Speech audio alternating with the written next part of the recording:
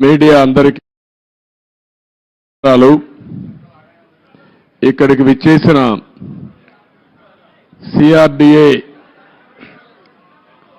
పరిధిలో ఉండే అమరావతి రైతాంగానికి మనస్ఫూర్తిగా నమస్కారాలు. ఇది ఆఫ్ చేయండి, ఎక్కువ షేక్ వస్తా ఉంది ఎన్ని టీవీ.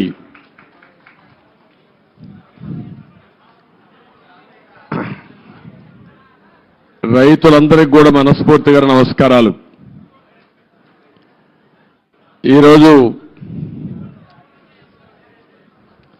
మీరందరూ కూడా చాలా రోజులుగా ఆందోళన చేస్తున్నారు. 1631 రోజులు ఆందోళన చేసి ఈ ప్రభుత్వం వచ్చిన తర్వాత మళ్లీ అభివృద్ధి జరుగుతుందనే నమ్మకంతో ఆందోళన అజిటేషన్ విరమించారు. ఇది ప్రపంచంలో ఒక చరిత్ర. ఒక రాజధాని కోసం, అమరావతి కోసం సుదీర్ఘ పోరాటం చేసిన ఘనత ఇక్కడుండే రైతులకే దక్కుతుంది. మనస్ఫూర్తిగా మరొక్కసారి అభినందనలు. మీ చొరవ, మీరు పోరాడిన విధానం చూస్తే ఇది భావితరాలకు కూడా ఒక ఆదర్శంగా నిలిచిపోతుంది. అయితే ఈరోజు నేను ఇక్కడికి వచ్చినప్పుడు అమరావతి అనగానే ప్రపంచమంతా కూడా గుర్తించే పరిస్థితికి వచ్చారు. అయితే ఈరోజు ఒక విషయం ఎక్కువంటే అందుకు గుర్తుపెట్టుకోవాల్సిన, ఆంధ్రప్రదేశ్ అంటే ఏపీ. ఏపీ అంటే ఒక పక్క అమరావతి, ఒక పక్క పోలవరం. అమరావతి మనందరికీ ఒక చిరునామా, ఒక ప్రజా రాజధానిగా 5 కోట్ల ప్రజానీకానికి ఒక దశ దిశ నిర్దేశించే రాజధానిగా, మన పిల్లల భవిష్యత్తును తీర్చిదిద్దే రాజధానిగా, ఎవరైనా ఏదైనా చిన్న పనులు చేసుకోవాలంటే ఏ చెన్నైకో బెంగళూరుకో హైదరాబాదుకో పాసి పనులు కూడా పోకుండా గర్వంగా నాకు ఒక రాజధాని ఉంది, ఇక్కడ పని చేసుకోగలుగుతానని చెప్పడానికి నిర్మాణం చేపట్టినటువంటి రాజధాని ఇది. అలాంటి రాజధాని ఈరోజు మనం చూస్తే అతలాకుతలం చేశారు. ఆ డీటెయిల్స్ కూడా నేను వస్తాను. అదే సమయంలో పోలవరం దక్షిణ భారతదేశంలో ఎక్కువ నీళ్లుండే నది గోదావరి నది. పోలవరం పూర్తి చేస్తే నదుల అనుసంధానం జరిగితే రాష్ట్రంలో ప్రతి ఒక్క ఎకరాకు నీళ్లు ఇచ్చే అవకాశం ఉంటుంది. ఈ రెండు కూడా మనం ఒక్కసారి ఆలోచించుకున్నప్పుడు రాష్ట్ర విభజన జరిగింది. హేతుబద్ధత లేదని పోరాడాం. అన్యాయం జరిగిందని అందరం కూడా గట్టిగా నిలదీసే పరిస్థితికి వచ్చాం. ఆ సందర్భంలో ఒక ఆర్థిక నగరమైనటువంటి హైదరాబాద్ నగరం తెలంగాణ రాష్ట్రానికి వెళ్తుంది కాబట్టి మళ్లీ ఇక్కడ ఒక నగరం కట్టుకోవాలంటే దీనికి తోడ్పాటు ఇస్తామని, ఇంకొక పక్క పోలవరాన్ని పూర్తి చేస్తే ఈ రాష్ట్రానికి కొంతవరకు వెసులుబాటు వస్తుందనే ఉద్దేశంతోనే ఈ రెంటి కూడా విభజన చట్టంలోనే ప్రత్యేకంగా మెన్షన్ చేస్తూ ఒక పక్క పోలవరాన్ని జాతీయ ప్రాజెక్టుగా, అమరావతికి ఆర్థిక సహాయం చేయడానికి ముందుకొచ్చారు. అయితే ఈరోజు మనం చూస్తా ఉంటే రెండు కూడా ఈరోజు రాష్ట్రంలో ఉండే 5 కోట్ల ప్రజల్ని ఓటే నేను కోరుతున్నా. ఈరోజు ఏదైతే మాకు ఓట్లేశారు ఇది ఒక హిస్టారికల్ విక్టరీ. చరిత్రలో నేను 45 సంవత్సరాలుగా చూశాను కానీ ఆంధ్రప్రదేశ్ రాష్ట్రం ఏర్పడిన తర్వాత భారతదేశ చరిత్రలో కూడా ఇంత పెద్ద విక్టరీ ఎప్పుడూ రాలేదు. ఒక్క మాటలో చెప్పాలంటే వన్ సైడెడ్గా ఇలాంటి ముఖ్యమంత్రి పనికి రాడు, ఇతను అవసరం లేదని తీర్పిచ్చి బ్రహ్మాండంగా ప్రజలు ముందుకు వచ్చారు. 95,000 మెజారిటీ ఒక నియోజకవర్గంలో, 11 సీట్లు కూడా రాలా వీళ్లకు. అంటే దీన్ని బట్టి అర్థమవుతుంది ప్రజలు ఎంత వ్యతిరేకంగా ఉన్నారో. దుష్ట పరిపాలన అనడానికి దీనికంటే వేరే తార్కాణం అవసరం లేదు. కానీ మమ్మల్ని గెలిపించారు. అంతటితోనే రాష్ట్రంలో ఉండే ప్రజల యొక్క బాధ్యత అయిపోలేదు. ఆ విషయం నేను గుర్తు చేయదలుచుకున్నాను. అనునిత్యం మీరు ఆలోచించాల్సిన అవసరం ఉంది. రాజకీయాలకు పనికిరాని వ్యక్తి, ముఖ్యమంత్రికి అర్హత లేని వ్యక్తి ఆ పదవి వస్తే ఏం చేస్తాడో 5 సంవత్సరాలు మనం చూశాం. ఈరోజు పోలవరం కానీ అమరావతి కానీ వ్యక్తిగత సంపద కాదు. ఏ ఒక్క వ్యక్తికో, ఏ ఒక్క వర్గానికో, ఏ ఒక్క ప్రాంతానికో పరిమితమైంది కాదు. కానీ ఇది ఒక సంపద కేంద్రం. ఒక సంపద సృష్టిస్తే అది సమాజానికి పనికొస్తుంది. అదే సమయంలో వ్యక్తులు బాగుపడతారు, ప్రభుత్వానికి ఆదాయం పెరుగుతుంది. ప్రభుత్వ ఆదాయం పెరిగితే సంక్షేమ కార్యక్రమాలు చేసేందుకు అవకాశం ఉంటుంది. అదే మరి ప్రజలందరినీ సాధికార వైపు ముందుకు తీసుకుపోయే అవకాశం ఉంటుంది. రెండోది పోలవరం.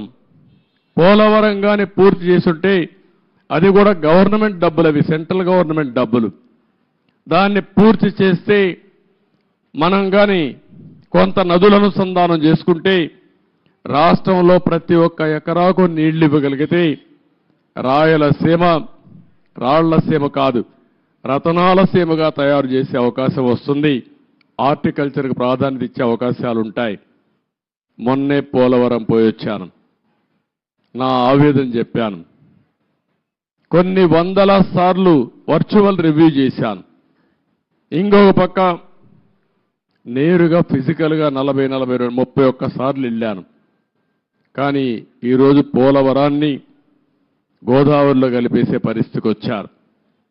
ఈరోజు ఏం చేయాలని అర్థం కాని పరిస్థితి.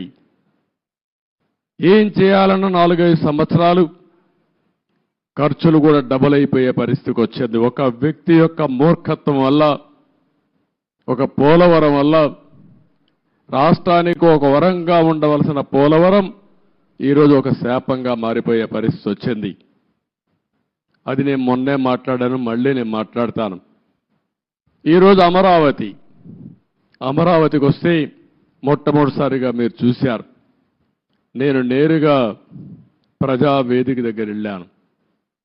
ఎవరైనా ముఖ్యమంత్రి అయితే జరిగేదంతా కూడా ఒక మంచి కార్యక్రమంతో ప్రజల్ని మెప్పు తెచ్చుకోవడం కోసం పనిచేస్తారు. ప్రజావేదిక కూల్చి అక్కడి నుంచి పరిపాలన ప్రారంభించాడు. అక్కడి నుంచి నేను నేరుగా వచ్చాను. ఏదైతే ఆనాడు ప్రధానమంత్రి నరేంద్ర మోడీ గారు అమరావతికి ఫౌండేషన్ వేశారు, అక్కడ మీరు చూస్తే ఒక బాధ, ఆవేదన. 1631 రోజులు మీరు ఆందోళన చేయడం ఒక ఎత్తైతే, ఈ రాజధాని ప్రారంభించినప్పుడు రాష్ట్రంలో ఉండే ప్రతి ఒక్క గ్రామం, ప్రతి ఒక్క వార్డు నుంచి పవిత్రమైన మట్టిని, పవిత్రమైన జలాల్ని, అక్కడుండే దేవాలయాలు కానీ, మసీదులు కానీ, చర్చిలు కానీ ప్రార్థనాలయాల్లో ప్రార్థనలు చేసి అందరి దేవుళ్ళ యొక్క ఆశీర్వాదాలు తీసుకొని పవిత్రమైన మట్టిని ఇక్కడికి తీసుకొచ్చారు. దేశంలో ఉండే అన్ని దేవాలయాలు, ప్రపంచంలో ఉండే అన్ని ప్రార్థనాలయాలు, అన్ని దిక్కల్లా ప్రార్థనలు చేశాం. దేశంలో ఉండే స్వాతంత్ర సమరయోధులు, త్యాగమూర్తుల గ్రామం నుంచి కూడా పవిత్రమైన మట్టిని, పవిత్రమైన జలాలు తీసుకొచ్చాం. సాక్షాత్తు ప్రధానమంత్రి గారు పార్లమెంట్ దగ్గర మట్టిని, పార్లమెంట్ సాక్షిగా సంఘీభావాన్ని తెలియజేయడానికి యమునా జలాలు తీసుకొచ్చి వారు కూడా సంఘీభావాన్ని తెలియజేశారు.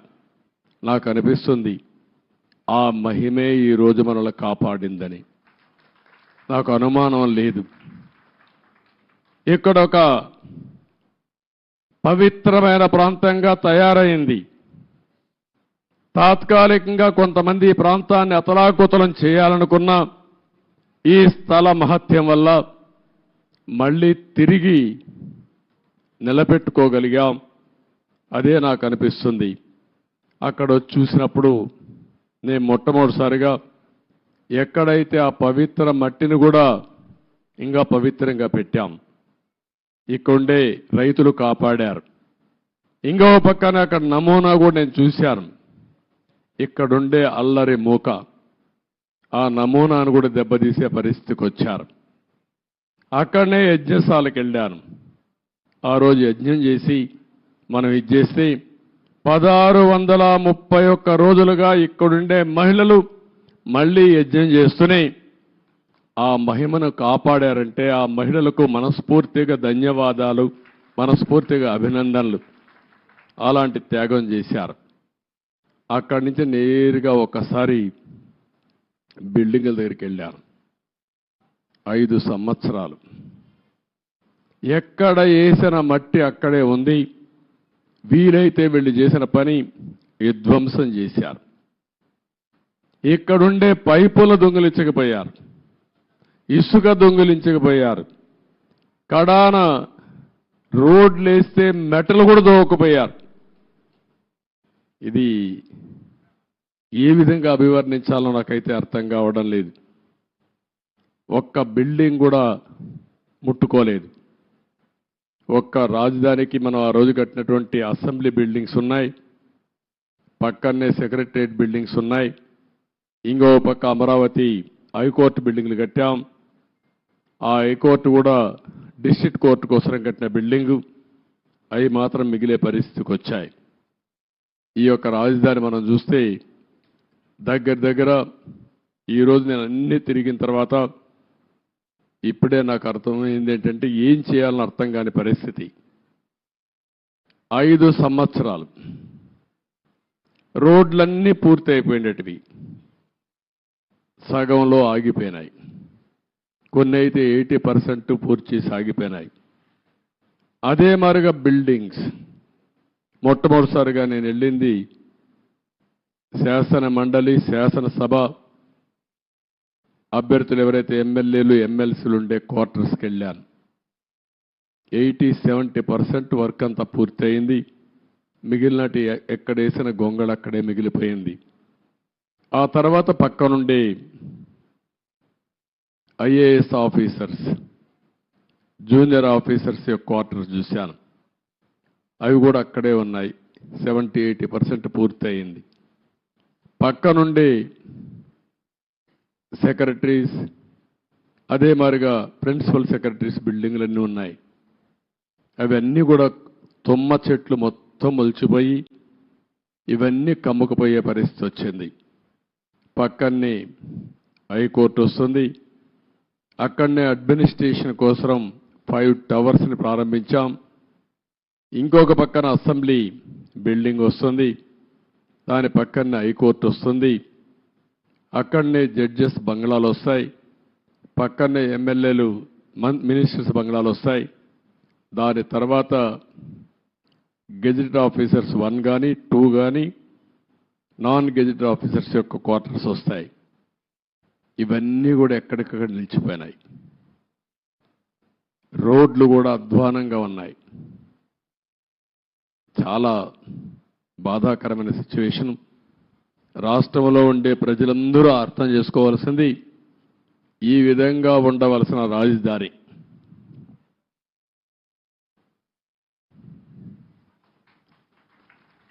మనం ఆ రోజు ప్లాన్ చేసింది, నేను మళ్ళీ ఒక వైట్ పేపర్ ఒకటి రిలీజ్ చేస్తాం, అందులో డీటెయిల్స్ అన్నీ పెడతాం. ఈరోజు నేను ఫస్ట్ టైం వచ్చింది రాజధానిని చూడడానికి వచ్చాను. ఎక్కడున్నామో అధ్యయనం చేయడానికి వచ్చా.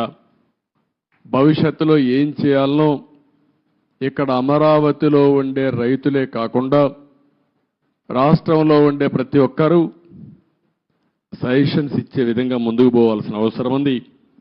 తొందరలోనే ఒక వైట్ పేపర్ కూడా పబ్లిసైజ్ చేస్తాం. ఒక వైట్ పేపర్ పబ్లిసైజ్ చేసి ప్రజల అందరూ కూడా చర్చించుకోవాల్సిన అవసరం ఉంది.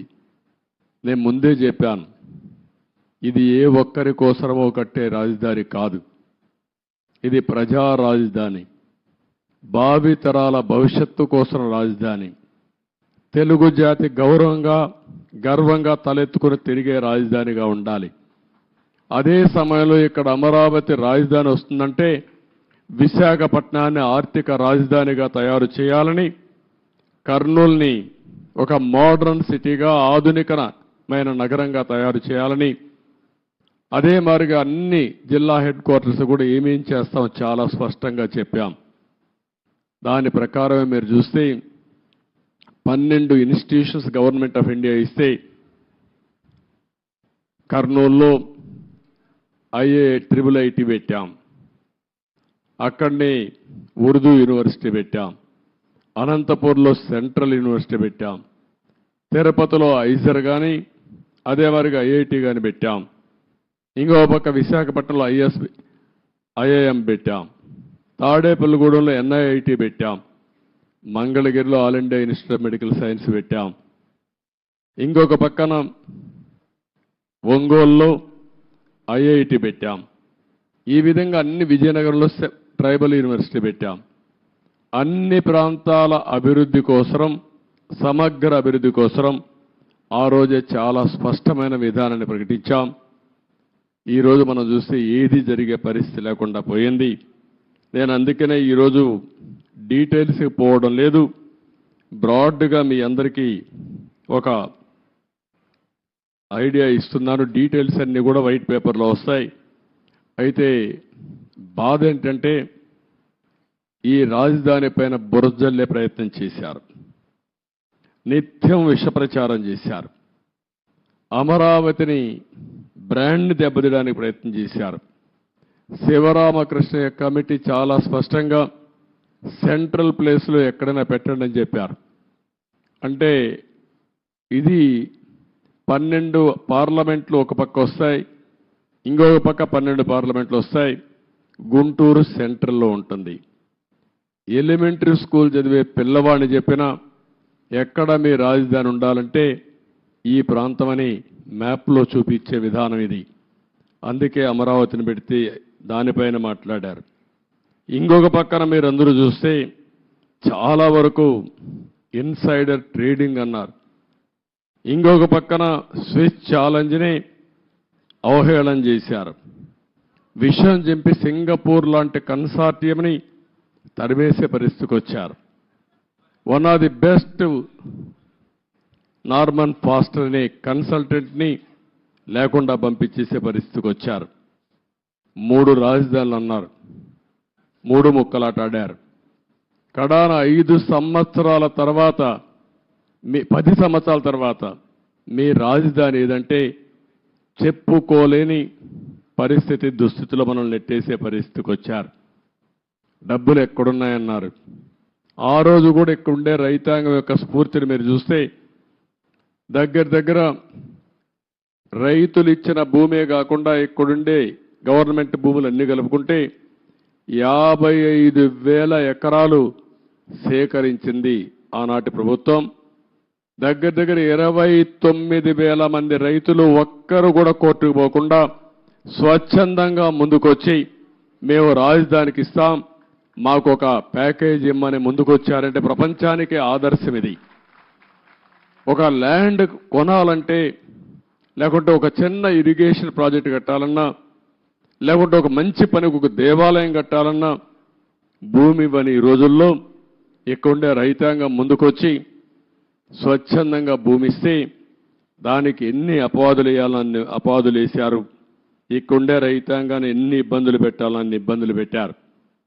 ఇంకొక పక్కన ఇక్కడుండే కామన్ ఇన్ఫ్రాస్ట్రక్చర్కి అంతటికి ఉపయోగించుకుని రోడ్లు కానీ, గవర్నమెంట్ బిల్డింగ్లు కానీ, పబ్లిక్ పర్పసెస్ కానీ అన్నిటికీ ఉపయోగించుకున్న తర్వాత కొంత భూమి మిగులుతుంది. దాన్ని అమ్మితే ఇక్కడ రాజధాని కట్టుకునే అవకాశం వస్తుంది. దానికి కూడా ఎన్ని చేయాలని చేసే పరిస్థితికి వచ్చారు. నేను మొట్టమొదటి నుంచి కూడా చెప్పాను, సెల్ఫ్ ఫైనాన్సింగ్ ప్రాజెక్ట్ అని. ఇక్కడొచ్చే ఆదాయమే ఈ అమరావతి నిర్మాణానికి సరిపోతుంది. ఎప్పటికప్పుడు కన్స్ట్రక్షన్ కానీ, అదే మాదిరిగా ఆర్థిక కార్యక్రమాలు ఇక్కడ జరిగితే దానివల్ల ప్రభుత్వానికి ఆదాయం వస్తుంది. ఆ ఆదాయంతో సంక్షేమ కార్యక్రమాలు పెద్ద ఎత్తున చేసుకునే వెసులుబాటు వస్తుందని కూడా చెప్పాం. ఏది చెప్పినా ఒక దురుద్దేశంతో పెట్టుకుని ఈ రాజధానిని పూర్తిగా నిర్వీర్యం చేశారు, అపహాస్యం చేశారు, విధ్వంసం చేశారని చెప్పి కూడా నేను మీకు తెలియజేస్తున్నా. ఇది ఈరోజు నేను చూసిన బ్రాడ్గా ఉండే విషయాలు మీడియా మొత్తం బిల్డింగ్స్ అన్ని చూశారు. బూజు పట్టిపోయినాయి, కొన్ని డోర్స్ అన్ని పోయినాయి, కొన్ని అయితే ఎరగొట్టారు, విధ్వంసం చేశారు. ఎన్ని యాంటీ సోషల్ ఎలిమెంట్స్ చేయాలనో అన్ని కార్యక్రమాలు. ఒక రైతులు ఎంత కాపాడాలనుకున్నా పోలీసులు ఏకపక్షంగా వీళ్ళ మీదనే కేసులు పెట్టారు. కాంట్రాక్టర్ల మెటీరియల్ ఇక్కడ పెడితే ఆ మెటీరియల్ దోచుకొని పోయే పరిస్థితికి వచ్చారు. అడిగితే వాళ్ళను కూడా కొట్టే పరిస్థితికి వచ్చారు. చాలా దారుణం, చాలా దౌర్జన్యం. ఏది ఏమైనా మళ్ళీ నేను ఇప్పుడే ఒక మాట చెప్పాను. ఒక పక్కన ప్రజలతో చర్చిస్తూనే ఎంత నష్టం జరిగింది రాష్ట్రానికి ఆ విషయాలు చెప్తూనే మొత్తం ఇక్కడ చూస్తే బ్రహ్మాండమైన బిల్డింగ్స్తో ఎక్కడికో వెళ్ళవలసిన ఈ రాజధాని ఈ తొమ్మంతా పెరిగిపోయి ఎక్కడికక్కడ బిల్డింగ్ లేసిన ఫౌండేషన్ కానీ కొంత కన్స్ట్రక్షన్ కానీ కమ్మేసే పరిస్థితికి వచ్చింది. ముందు ఒక మాట చెప్పాను, ఒక టెండర్ పిలిచి రాజధాని మొత్తం ఈ తుమ్మ చెట్లన్నీ తీయండి, కనీసం ఒక క్లారిటీ వస్తుంది, ఒక విజిబిలిటీ వస్తుంది. అంత లోపల మనం అంతా కూడా ప్రజలతో చర్చించిన తర్వాత ఏం చేయాలో అవి కూడా ఆలోచిస్తాం. ఒక దుర్మార్గమైన వ్యక్తి చేసే విధ్వంసానికి అమరావతి బలైపోయింది. రాష్ట్రానికి తీవ్రమైన నష్టం జరిగింది. ఆ విషయమే ప్రజలకు చెప్తూ మీరందరూ కూడా ఒక్కొక్కసారి రాగద్వేషాలకు అతీతంగా ఇప్పటికి కూడా 11 సీట్లే వీళ్ళు గెలిచారు. కొంతమంది ఓట్లేశారు. ఓట్లేసిన వ్యక్తులు కూడా మీరు ఒక్కసారి ఆలోచించుకోండి. ఇలాంటి వ్యక్తికి ఓటేయడం భావ్యమా? అలాంటి వ్యక్తులు రాజకీయాలకు అర్హులా? ఇలాంటి వాళ్ళని మనం సహకరిస్తామా? ఒకవేళ ఇలాంటి వ్యక్తులు కానీ రాష్ట్రంలో కానీ రాజకీయాల్లో ఉంటే భవిష్యత్తు ఏమవుతుంది అనే విషయం కూడా ప్రజలందరూ అర్థం చేసుకోవాల్సిన అవసరం ఉంది. ఇది మనందరి భవిష్యత్తు, మన పిల్లల భవిష్యత్తు. కాబట్టి మనందరం కూడా ఎక్కడికక్కడ కొంతమంది అనుకుంటారు మాకే సంబంధం అమరావతి అని, మాకే సంబంధం పోలవరం అని, అభివృద్ధి అంటే అదేంటని. అట్లా కాకుండా అభివృద్ధి జరిగితే మీ జీవితాలు బాగుపడతాయి. ఈరోజు ఏ గవర్నమెంట్ అయినా సరే ప్రభుత్వ విధానాల ద్వారా ప్రజా జీవితాలను మారుస్తుంది. అటు కేంద్ర ప్రభుత్వంలో ఉండే నరేంద్ర మోడీ గారు కానీ, వివిధ రాష్ట్రాల్లో ఉండే రాష్ట్ర ముఖ్యమంత్రులు కానీ, ఇక్కడ ప్రభుత్వం కానీ మీ జీవితాల్లో వెసులుబాటు తీసుకురావడం, మీ జీవితాల్ని బాగు చేయడం, ఒక పక్క సంక్షేమ కార్యక్రమాలు చేస్తూనే ఇంకొక పక్క అభివృద్ధి కార్యక్రమాలు చేస్తూ తాత్కాలికంగా మీకు వెసులుబాటు ఇవ్వడమే కాకుండా దీర్ఘకాలంలో మీ జీవితాలకు వెలుగొచ్చే విధంగా చేయాల్సిన బాధ్యత ప్రభుత్వాలపైన ఉంది. ఈరోజు హైదరాబాద్ని అభివృద్ధి చేశాం. దాని ఫలితాలు అక్కడ ప్రజానీకం ఎంజాయ్ చేస్తున్నారు. అదొక తృప్తి నాకు. ఆ రోజు నేను వేసినటువంటి ప్రతి ఒక్క కార్యక్రమం చేసిన అభివృద్ధి కానీ, లేకపోతే వేసిన ఫౌండేషన్లు కానీ, ఆలోచనలు కానీ ఏదీ పెండింగ్ పెట్టకుండా ప్రతి ఒక్క ముఖ్యమంత్రి చేతనైనంత వరకు ముందుకు తీసుకెళ్లారు.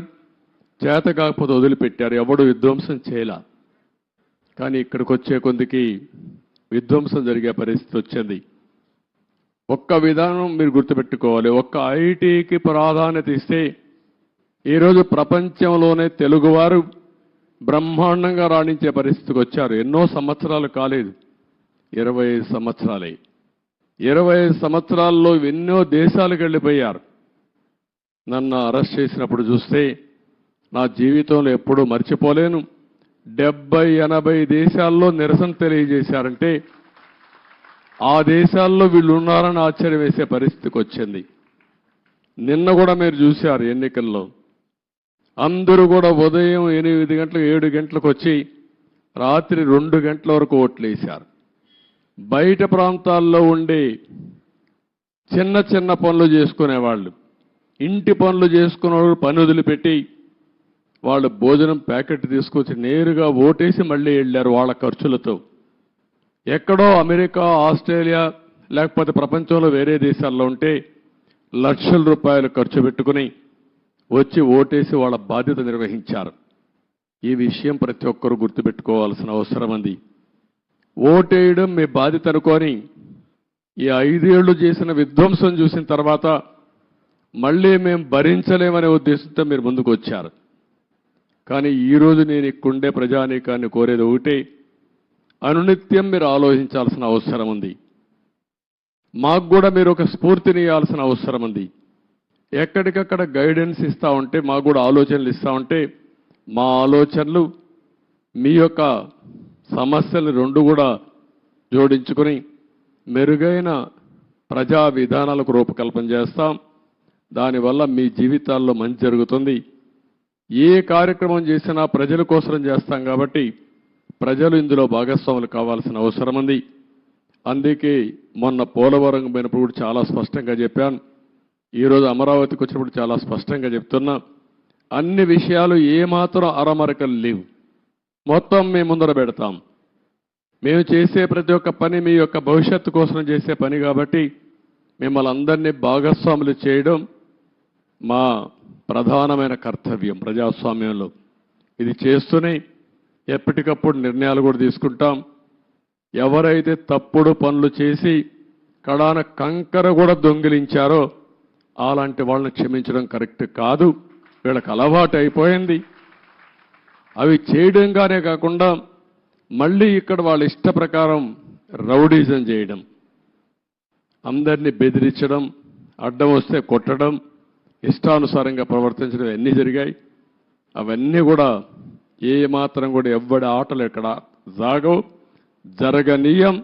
అవసరమైతే నిర్మోహమాటంగా అణిచివేస్తాం తప్ప ఇష్టానుసారంగా మేమేం చేసినా జరుగుతుంది.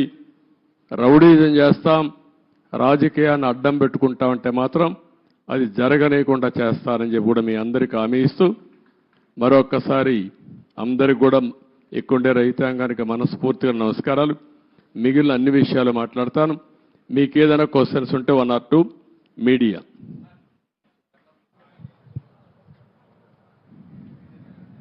చెప్పండి.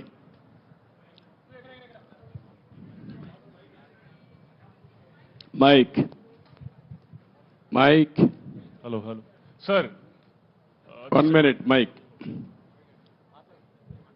మైక్ ఎవరు ఇక్కడ? ఎవరికి ఇచ్చారు? సార్, గత ముఖ్యమంత్రి ఈ రాజధానిలో ఈ బిల్డింగ్స్ పరిశీలించుంటే ప్రజావేదికను కూల్చేసినట్టు ఇవి కూడా డిమాలిష్ చేసేవాడేమో సార్. అది దేవుడు కాపాడాడు. ఒక ఉన్మాది బారి నుంచి ఇంకా ఫర్దర్గా కూల్చేయకుండా దేవుడే కాపాడాడు అమరావతిని. అందుకే నేను చెప్పాను, కొన్ని 16,000 గ్రామాల్లో పూజలు చేసి పవిత్రమైన మట్టిని, పవిత్రమైన జలాలను తీసుకొచ్చారు ఇక్కడికి. పార్లమెంటు సాక్షిగా ప్రధానమంత్రి తీసుకొచ్చాడు. మొత్తం ప్రార్థనాలయాలు దేశంలో విదేశాల్లో నుంచి తీసుకొచ్చాం. పవిత్రమైన వ్యక్తులు పుట్టిన జన్మస్థలం నుంచి కూడా, అంటే స్ఫూర్తిదాయకంగా ఫ్రీడమ్ ఫైటర్స్ అన్ని వాళ్లే కాపాడారు. కాబట్టి మీరు కూడా కష్టపడ్డారు, రైతులు పోరాడారు, దేవుళ్ళు సహకరించారు. సార్, 5 సంవత్సరాల నుంచి ఏదైతే నిర్లక్ష్యానికి వదిలేశారో ఈ దాదాపు 80-90% కంప్లీట్ అయింది. ఎక్కడ కూడా చెక్కు చెదరల యాజ్ ఈజ్గా ఉంది. అంటే మన నిర్మాణం కానీ అంతా కూడా బాగానే ఉంది. అన్నీ పూర్తి చేయడానికి దాని టైం బాండ్ పెట్టుకుంటారా? ఒక 3 years కానీ అలా పెట్టుకుని దానికి మీ సజెషన్ ఏంటి చెప్పండి. మిమ్మల్ని కూడా సజెషన్ సార్, అందరినీ సజెషన్ అడుగుతున్నాం. దాన్ని మీరు ఇచ్చే మంచి సూచనలు తీసుకొని ఆర్డర్ ఆఫ్ ప్రియారిటీ పెట్టి we will prepare action plan. Galla పెట్టి ఖాళీ అయిపోయింది, ట్రెజరీలో ఏమి లేదు, డబ్బులు లేదు, అప్పులు విపరీతంగా చేసేశారు. ఇవన్నీ వీలో పెట్టుకొని ఏం చేయాలో స్టెప్ బై స్టెప్ వర్కౌట్ చేస్తాం. Mic. Media. Sir, what is going to be fate of Rushikonda Beach Palace? What's going to be? Will it be quoted as a monument of corruption? That's what rumors. What is your suggestion? You give me idea. Sir, you are the CM, sir. I am the CM. You are the citizen of. నువ్వు ఒక media responsibility ఉంది నీకు కూడా. నన్ను అడగడమే కాదు, నిన్ను కూడా చెప్పమంటున్నా. ఏం చేస్తే ఇలాంటి వాళ్ళని శాశ్వతంగా సమాజం నుంచి వెలేస్తామో అలాంటివి ఆలోచించాలి. మీరు ఒకటి ఆలోచించండి, ఇక్కడ డబ్బులు లేవు. 500 కోట్ల రూపాయలతో కొండను కొట్టేసి ఋషికొండ అంటే ఏంటి? ఋషులు అక్కడ తపస్సులు చేసిన ప్రాంతం అది. అలాంటి కొండని ఎప్పటి నుంచి కూడా మనం చూసి ఇప్పుడైతే ఆధునికమైన పనిముట్లు ఇవన్నీ వచ్చాయి, కానీ ఒకప్పుడు విశాఖపట్నానికి వచ్చామంటే ఈ ఓడలు కానీ ఇవన్నీ ఋషికొండను చూసి గుర్తుపట్టి విశాఖపట్నం వచ్చామనే పరిస్థితి ఉండేది. అలాంటి పవిత్రమైన కొండని ఎన్విరాన్మెంట్లకి విఘాతం కలిగించే విధంగా కొట్టేశారంటే మనం గుర్తుపెట్టుకోవాలి. దాని కూడా అన్ని తప్పు ఇచ్చారు. అవన్నీ మళ్ళీ నేను మాట్లాడతాం. Sir, what about Prajavedika? You have visited Prajavedika and saw the debris there. Are you going to remove the debris and reconstruct the Prajavedika same place, or are you going to make it as a museum? ఏం చేయాలి నువ్వు చెప్పు. నువ్వు నిన్ను అడిగితే మీరంతా ఏంటంటే నన్ను క్వశ్చన్స్ అడుగుతున్నారు, నేను మిమ్మల్ని క్వశ్చన్స్ అడుగుతున్నా. ఇప్పుడు మీరు ఆన్సర్ చేయండి. నాకు ఏం చేస్తే బాగుంటుంది? ఇప్పుడు మా మిత్రుడు ఇచ్చాడు శ్రీనివాస్ ఒక మాట. అమరావతి ఉద్యమం 1631 రోజులు, 1 + 6 + 3 + 1 11 అన్ని అంకులు కలిపితే జగన్కు వచ్చిన సీట్లు 11. అంటే 2 సరిపోయినాయి. ఇదే దేవుడు రాసిన స్క్రిప్టు, ఇది దేవుడి స్క్రిప్టు. అక్కడికి చాలలేదు. ఈ 11 ఇవ్వడం కూడా కరెక్టా లేదా చర్చ జరగాల్సిన అవసరం ఉంది. అందుకే నేను మిమ్మల్ని అందరినీ కోరుతున్నా, కొన్ని ఇక్కడ మాకు కూడా కొంతమంది ఇబ్బందులు వచ్చాయి. సరైన క్యాండిడేట్ నిలబడలేకపోయారు. నిలబడింది ఇక్కడ ప్రజలు ఎక్కడికక్కడ ముందుకు వచ్చి ఓట్లేశారు. కొన్ని సమస్యలు ఉన్నాయి. కానీ ఏది ఏమైనా ఇలాంటి వ్యక్తులు రాజకీయాలకు అర్హత ఉందా? ఇది చర్చ జరగాల్సిన అవసరం ఉంది రాష్ట్రంలో. Sir, people are confident that you can complete entire Amaravati construction, complete the buildings and everything. That's why they gave good verdict. They gave good verdict. Majority of the seats, 161 seats like that. Majority ఇస్తే అయిపోయింది వాళ్ళ పని. మీ పని అయిపోయిందా? Yes, sir. We are confident that you can build.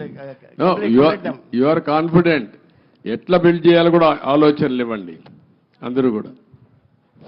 Sir ఇప్పటికీ రాజధాని నిర్మాణానికి అమరావతిని నిర్మించలేదు. ఈ రోజు మీరు మొత్తం విజిట్ చేశారు కదా సార్, అప్రాక్సిమేట్లీ దీని నిర్మాణానికి ఎంత ఖర్చు అవుతుంది? మీరు ఎన్ని రోజుల్లో చేస్తారు? ఇప్పుడు నిన్ను అడగాలి నేను క్వశ్చన్. నిన్ను నేను నియమిస్తే నువ్వు ఎట్టగడతావు చెప్పని అడగాలి నేను ఇప్పుడు. కాబట్టి క్వశ్చన్ అడగడం చాలా ఈజీ, కానీ ఆలోచించి చెప్పడం చాలా కష్టం. నేను ఇంతవరకు ఎంత డబ్బులుంది ఖజానాలో తెలియదు. నిన్నే నేను చూసా. ఆఫ్ బారోయింగ్, ఆన్ బారోయింగ్ 2 ఉన్నాయి. కొన్ని లెక్కలు చూపించి బారో చేశారు, కొన్ని లెక్కలు చూపించకుండా బారో చేశారు. మద్యం కూడా రాబోయే రోజుల్లో వచ్చే ఆదాయాన్ని తాకట్టు పెట్టి బారో చేశారు. అది కూడా ఎంత బారో చేశారు ఇంకా ఎతకాలి. ఇవన్నీ ఒక్కొక్క ఎక్కడెక్కడ ఉన్నాయో మనకే తెలియదు. ఇప్పుడు మనం చూసాం, ఆఫీసర్లు మొన్నటి వరకు అడ్డదుడ్డంగా సంతకాలు పెట్టేవాళ్ళు ఎక్కడున్నారు, అడ్రస్ లేరు. ఇప్పుడు చాలా సమస్యలు ఉన్నాయి. బట్ ప్రజలు ఇచ్చినటువంటి మ్యాండేట్ చాలా స్పష్టంగా ఇచ్చారు. చాలామంది నన్ను అడిగారు ఒక మాట, ఇలాంటి క్లిష్టమైన పరిస్థితుల్లో మీరు ఏం చేయగలుగుతారని అడిగారు. ఎలక్షన్ల ముందు కూడా నేను ఒకటే చెప్పాను, ఏం చేస్తారని మీరు అడుగుతున్నారు. నేను పారిపోవడానికి సిద్ధంగా లేను, ఫేస్ చేస్తా. తప్పకుండా మళ్ళీ రాష్ట్రాన్ని పూర్వ వైభవం తేవడం కోసం పునర్నిర్మాణం వైపు ముందుకు పోతానని చెప్పా. అందుకే నేను అధ్యయనం చేస్తున్నా మీ అందరి ద్వారా. చేసిన తర్వాత అమరావతి కూడా ఏం చేయాలో నిర్దిష్టంగా చెప్తాను, ముందుకెళ్తాం. రాజధాని ప్రాంతంలో భూములు ఏమైనా తాకట్టు పెట్టారా సార్? రాజధాని ప్రాంతంలో భూములు కూడా ఏమైనా తాకట్టు పెట్టారా? చూడాలి, రికార్డ్స్ అని చూడాలి. సచివాలయం అయితే సచివాలయాలు పెట్టారు, ఇక్కడ సచివాలయం కూడా పెట్టారనుకుంటాను. చూడాలి, ఆ రికార్డు చూడాలి. Sir okay. సార్ నమస్తే సార్, నా పేరు వేణు. నేను రాజధాని రిపోర్టర్ని సార్. ఒక 12 సంవత్సరాల నుంచి ఇది రాజధాని కాకముందు నుంచి ఇక్కడ ఉన్నాను. మీరు అమరావతిని చరిత్రగా నిలబెడదామని ఎలా ఉన్నారు? ఈ చరిత్రలో జరిగే కొన్ని కార్యక్రమాలను కూడా అలాగే దిష్టిబొమ్మలాగా అలా ఉంచి మంచిని చెడును చూపించే మా రాబోయే తరాలకు కూడా అలాంటి చూపించే విధంగా ఉంటే ప్రజావేదిక బాగుంటుందని నా ఉద్దేశం సార్. ప్రజావేదికను అట్నే పెట్టాలంటావు. అంతే సార్. ఓకే, నువ్వు ఒక మంచి సజెషన్ ఇచ్చావు. ఎందుకంటే ఇది జపాన్లో కూడా ఏం చేశారంటే ఏవేవి హీరోషిమా ఒకటి, నాగసాకి అనుకోండి, నాగసాకి 2 సెకండ్ వరల్డ్ వార్లో మొత్తం బాంబులేసి మొత్తం డివాస్టేషన్ జరిగితే కొన్ని డికేడ్స్ అక్కడ పుట్టిన వాళ్ళు కుంటిగా గుడ్డిగా పుట్టారు. పంటలు కూడా రాలేదు, భూములు కూడా ఇది అయిపోయినాయి. అవన్నీ గుర్తుగా 2 ప్రాంతాలను ఇప్పుడు కూడా అట్లనే పెట్టారు. అంటే దానికి కారణం దాన్ని ఒక స్ఫూర్తిగా తీసుకొని మళ్ళీ మనం కష్టపడాలని అనునిత్యం ప్రజలకు గుర్తు చేశారు. ఈరోజు అదే 2వ ప్రపంచ యుద్ధంలో దెబ్బతిన్న జపాన్ ప్రపంచంలోనే అగ్రదేశంగా తయారైందంటే ఇలాంటివి చూసి పట్టుదల పెంచుకోవడం. అదే మరి మిత్రుడు ఇప్పుడు చెప్పాడు, ప్రజావేదికను కూడా యాజ్ ఇట్ ఈజ్ పెడితే చాలా బాగుంటుందని. అది కూడా ఒక మంచి ఆలోచన. Let us see. ఓకే,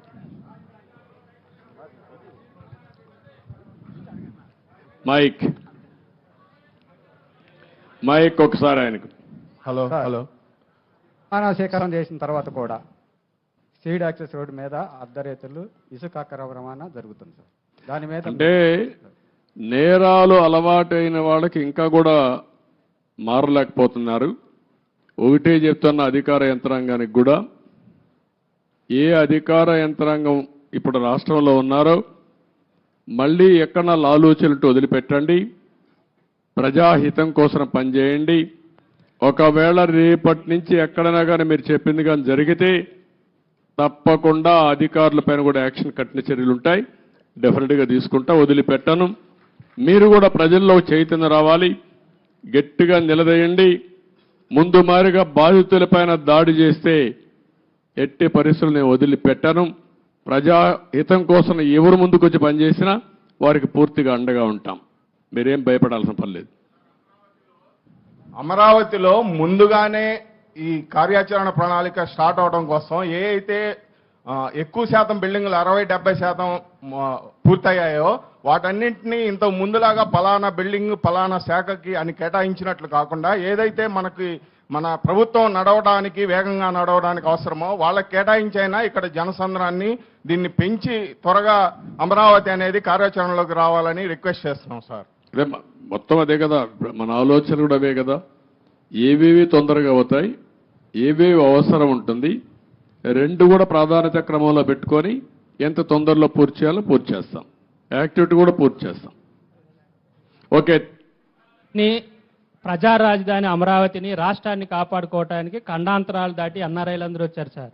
ఈ అమరావతి కానీ రాష్ట్ర అభివృద్ధిలో ఎన్ఆర్ఐలు ఆలోచనలు సహాయ సహకారాలు తీసుకుంటే బాగుంటుందని నా సూచన సార్. తప్పకుండా అందరి సహకారం తీసుకుంటాం, అందరికీ ప్రాధాన్యత ఉంటుంది. వాళ్ళు భాగస్వాములు అయితే వెల్కమ్ చేస్తాం. తప్పకుండా ఇవన్నీ కూడా ఒక యాక్షన్ ప్లాన్ తయారు చేసుకుంటాం. థ్యాంక్ యూ అని అంటాం.